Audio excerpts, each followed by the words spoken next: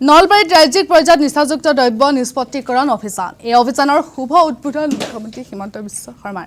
Doctor Himanta Biswa শৰ্মাই উদ্বোধন কৰিছে নলবাৰীত। নলবাৰী দৌলশালাস্থিত চতুৰ্দশ অসম আৰক্ষী বাহিনীৰ কাৰ্যালয়ত উপস্থিত হৈছে মুখ্যমন্ত্ৰী ডক্টৰ হিমন্ত বিশ্ব শৰ্মা আৰু নতুনকৈ স্থাপন কৰা নিচাযুক্ত সামগ্ৰী ধ্বংস কৰা যন্ত্ৰৰ শুভাৰম্ভ কৰিলে মুখ্যমন্ত্ৰীগৰাকীয়ে। আজি 472.51 কোটি টকাৰ মূল্যৰ জব্দকৃত নিচাযুক্ত দ্ৰব্য আনুষ্ঠানিকভাৱে নিষ্পত্তিকৰণ কৰিছে মুখ্যমন্ত্ৰী ডক্টৰ হিমন্ত বিশ্ব শৰ্মাই আৰু ইয়াৰ ভিতৰতে 117.75 কোটি টকাৰ মূল্য হেৰইন, 178.98 কোটি টকাৰ গাঞ্জা, লগতে 22.94 কোটি টকাৰ কফ চিৰাপো ইতিমধ্যে লগতে 19.88 কোটি টকাৰ নিচাযুক্ত টেবলেট ধ্বংস কৰি মুখ্যমন্ত্ৰীগৰাকীয়ে। আৰু ইয়াৰ অন্যান্য বহু দ্ৰব্য আজি প্ৰথমবাৰৰ বাবে দৌলশালাস্থিত নিষ্পত্তিকৰণ যন্ত্ৰৰ সহায়ত নিষ্পত্তিকৰণ মুখ্যমন্ত্ৰীগৰাকীৰ উপস্থিত থাকে মন্ত্ৰী জয়ন্ত মল্ল বৰুৱা, বিধায়ক নাৰায়ণ ডেকা। আগন্তুক 10 দিনলৈ অব্যাহত থাকিব ড্ৰাগছ দাহন। এই কাৰ্যসূচী ভাৰত চৰকাৰে প্ৰদান কৰিছে বিশেষ ড্ৰাগছ নিষ্পত্তি মেচিন। 60 কিলোগ্ৰাম হেৰইন, 190 কোটি টকা মূল্যৰ 38,000 গাঞ্জা, 2.2 লাখ টকাৰ কফ চিৰাপৰ বটল, লগতে 39 কিলোগ্ৰাম মৰ্ফিন আৰু ইয়াৰ লগতে 18.71 লাখ নিচাযুক্ত টেবলেট আৰু 4.57 লাখ নিচাযুক্ত কেপচুলকে ধৰি 772.51 কোটি টকাৰ নিচাযুক্ত দ্ৰব্য। আৰু এইখিনি নিষ্কাশন কৰোঁতেই সময় লাগিব প্ৰায় 10 দিন।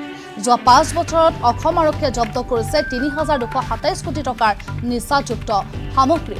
ড্ৰাগছ ব্যৱসায়ীলৈ ডাঙৰ বাৰ্তা দিবলৈ এই প্ৰয়াস ৰাজ্য চৰকাৰৰ। ম্যানমাৰৰ পৰা হেৰইন আৰু ইয়াবা টেবলেট সৰবৰাহ হৈছে অসমৰ মাজেৰে। ড্ৰাগছ সৰবৰাহৰ ট্ৰেনজিট ৰুট হিচাপে পৰিগণিত হৈছে এইবাৰ অসম, কিয়নো ম্যানমাৰৰ পৰা মণিপুৰ মিজোৰামলৈ আহে নিষিদ্ধ ড্ৰাগছখিনি আৰু তাৰ পাছতেই অসমৰ মাজেৰে পশ্চিমবংগ বাংলাদেশলৈ সৰবৰাহ হৈছে এইসমূহ ড্ৰাগছ।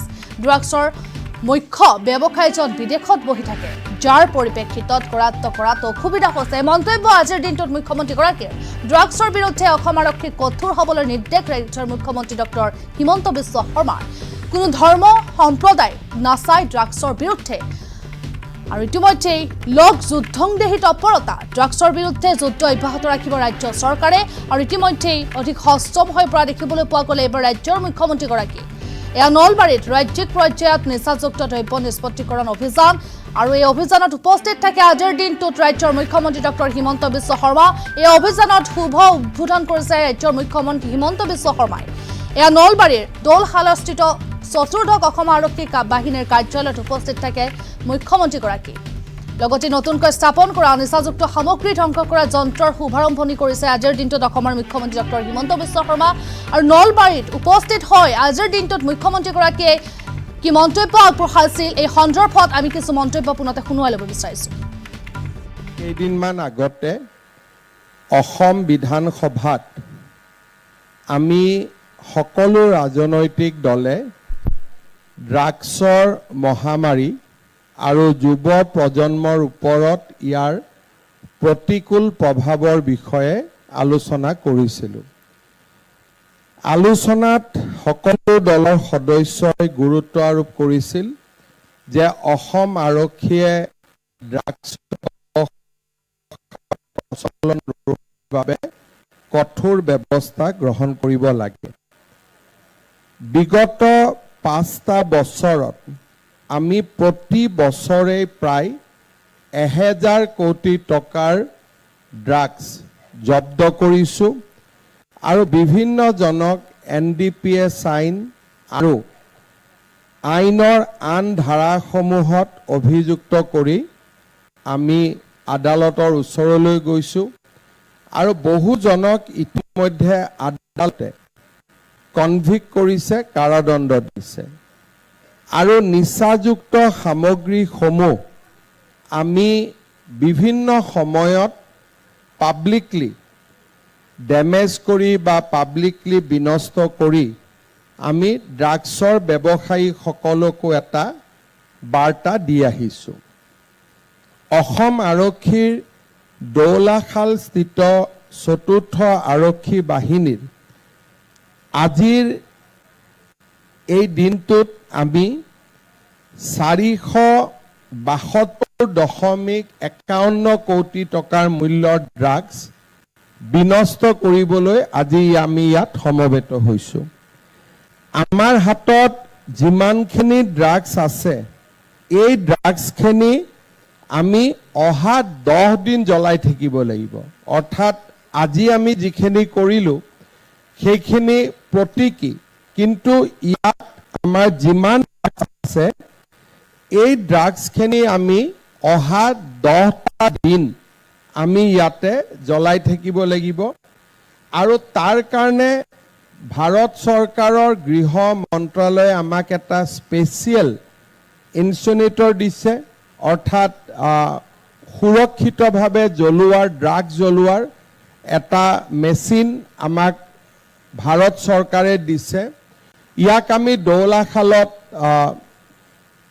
আজি প্ৰথমবাৰৰ বাবে আমি ব্যৱহাৰ কৰিছোঁ আৰু অহা 10 দিনত ইয়াতে 60 কিলোগ্ৰাম হিৰোইন আৰু 190 কোটি টকাৰ মূল্যৰ 38,000 গাঞ্জা, 2.29 লাখ কফ চিৰাপৰ বটল, প্ৰায় 39 কিলোগ্ৰাম মৰফিন, 18.71 লাখটা মেথামফেটামাইন আৰু ইয়াবা টেবলেট, 4.97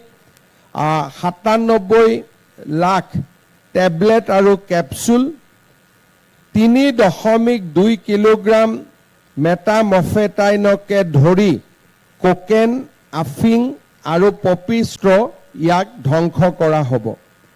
এই গোটেইখিনি যদি আমি চাবলৈ যাওঁ, মই আগতে কৈছোঁ ইয়াৰ বজাৰ মূল্য 472 crores আৰু ইয়াক জ্বলাই বা ইয়াক ভাঙি বিনষ্ট কৰিবলৈ আমাক 10টা দিন সময় লাগিব। যোৱা 5টা বছৰত আমি আপোনালোকক জনাব বিচাৰিছোঁ যে 3,300 আমি NDPS আইনৰ অধীনত আমি গোচৰ পঞ্জীভুক্ত কৰিছোঁ আৰু আজিলৈকে আমি ড্ৰাগছ যিটো নষ্ট কৰা বা ড্ৰাগছ কৰায়ত্ব কৰা এই গোটেইখিনি চাবলৈ যাওঁ প্ৰায় 3,227 কোটি টকাৰ মূল্যৰ ড্ৰাগছ এতিয়ালৈকে যোৱা 5 বছৰত অসম আৰক্ষীয়ে জব্দ কৰিছে।